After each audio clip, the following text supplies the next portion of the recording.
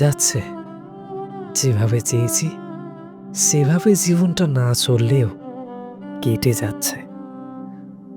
কত স্বপ্নই দেখেছি, কোনো স্বপ্ন পূরণ না হলেও বড় হওয়ার স্বপ্ন খুব তাড়াতাড়ি পূরণ হয়েছে। এত দায়িত্ব আমার থেকে হা করে তাকিয়ে আছে যে আর কোনো দিকে তাকাতেই পারি না। দায়িত্ব মনে করিয়ে দেয় স্বপ্ন দেখার বয়স পেরিয়ে গেছে। জীবনের কাছে বেশি কিছু চাওয়ার ছিল না, শুধু শান্তিটাই আমি সব সময় চেয়েছি। জীবন আমাকে শান্তি তো দিলই না, যতটা শান্তি চেয়েছি তার দ্বিগুণ অশান্তি দিয়েছে। জীবনটা এমন হওয়ার কথা ছিল না।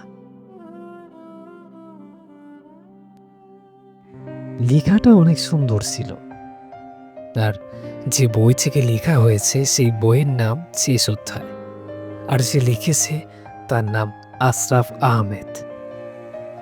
কণ্ঠে মানে ভয়েসে আমি কুসদাস। আচ্ছা, সত্যি একটা কথা বলো আমায়, যে আমরা কিন্তু সবাই চাই, সেই ছোট বাল্য বয়সে চাই যে কবে আমরা বড় হব। আর যখন বড় হয়ে যাই তখন ভাবি যে আবার সেই ছোটবেলায় ফিরে যায়।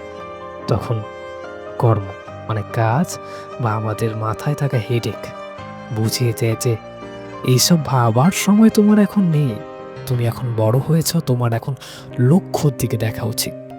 এইসব ভেবে আমাদের সেই স্বপ্নগুলো হারিয়ে যায় কোথাও না কোথাও। আচ্ছা, বেশি কথা না বলে একটা কথা বলে যাই। যারা এখনো ফলো অথবা সাবস্ক্রাইব করনি তাদের বলছি, প্লিজ ফলো অথবা সাবস্ক্রাইব করে যাও।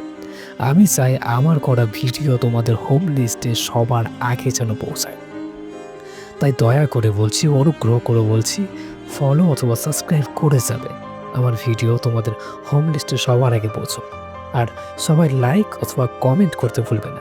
তোমাদের কমেন্ট পড়তে আমি অনেক ভালোবাসি, তাই কমেন্ট করে যাবে। দেখা হচ্ছে পরবর্তী স্টোরিতে বা আমার লেখা কিছু কথায়। ততক্ষণ পর্যন্ত ভালো থাকবে, সুস্থ থাকবেন, নিজের যত্ন নেবেন। ধন্যবাদ।